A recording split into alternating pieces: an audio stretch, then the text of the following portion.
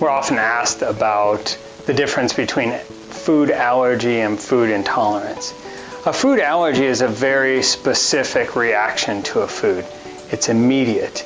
Many times patients will confuse food intolerance, which can sometimes be delayed, with food allergy, which is immediate. Food allergy has usually systemic symptoms: hives, lip swelling, face swelling, eye swelling, tongue swelling, trouble breathing, low blood pressure, vomiting, lightheadedness, passing out. Food allergies usually are specific to one or two foods and not specific to a group of foods. It's not Italian food or Mexican food. Food allergies are a specific food such as cow's milk, eggs, wheat, peanuts, tree nuts, fish, shellfish. These are different than food intolerance. Food intolerance is a side effect or a problem with your body handling the food. It is not necessarily an immunologic reaction to the food in the same way that a food allergy is. Food intolerance often has gastrointestinal or stomach side effects. These will be nausea, bloating, diarrhea, gas, cramping. The best example of food intolerance is lactose intolerance. This happens when people drink milk or have dairy products and their body doesn't break down the sugars that are part of milk. When someone has lactose intolerance, they will have symptoms such as gas, cramping, pain, bloating, but they're not having an immunologic reaction. And so they can have some forms of dairy. They can have lactate tablets or lactose-free milk and tolerate dairy, so it's not a dairy allergy.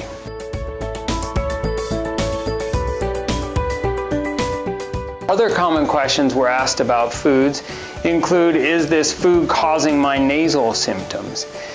Foods will not cause isolated nasal allergy symptoms, congestion, sinus problems, or sinus drainage. In fact, studies have been done that have shown that milk does not increase the amount of mucus that you produce.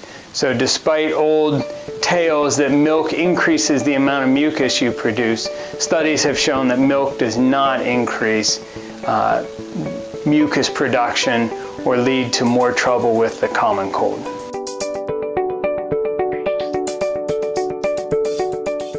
Other times we're asked about wheat and gluten as triggers for food allergy or food intolerance. And there are really three categories of reactions to gluten. There is wheat allergy. These are people who have immediate allergic reactions to wheat. Again, they will have hives, swelling, vomiting, low blood pressure, trouble breathing, throat closing, tongue swelling. These can be life-threatening in the same way that an allergy to shellfish or peanuts can be life-threatening. A second type of reaction to wheat is celiac disease. Celiac disease is an immunologic reaction to wheat, but is not a food allergy. It is a different part of the immune system that reacts to the wheat protein, gluten, and will trigger a variety of symptoms throughout the body. Celiac disease is often chronic in nature, and for some people will cause immediate symptoms, but for many will cause chronic symptoms such as joint pain or swelling, rash, or other autoimmune symptoms. The third category of reaction to wheat or gluten is gluten intolerance. And there is no good test for gluten intolerance except for how you feel when you eat wheat or gluten-based products. People who have gluten intolerance come to that diagnosis by excluding gluten from their diet, seeing how they feel, reintroducing gluten, finding if symptoms come back, and then taking it out again. Allergy testing and celiac testing do not test for gluten intolerance. It is a clinical diagnosis, and so testing for allergies will not test for gluten intolerance.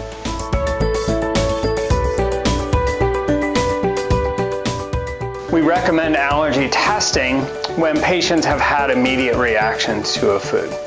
One marker that we'll use is reactions that happen right after you eat a food repeatedly. And when we say right after, we usually mean a period of 1/2 to 1 hour, sometimes up to 2 hours, but generally it's right away.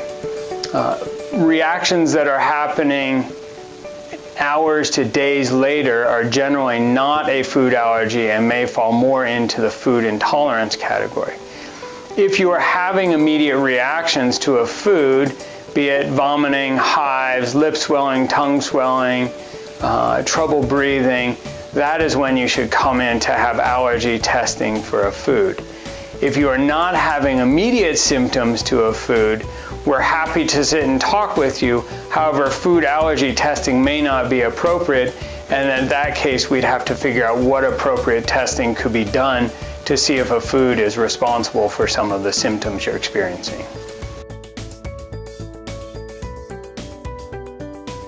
In patients with asthma and food allergies, we are very cautious because a food allergic reaction on top of symptoms that we've already mentioned can cause asthma symptoms, and asthma and food allergies are often a combination that can be life-threatening in the event of a food allergy reaction. Patients with asthma and food allergies need to be especially cautious in avoidance of foods in the same way that everyone with a food allergy does, knowing that asthma and food allergies can be a severe combination if a food allergic reaction triggers asthma or respiratory symptoms.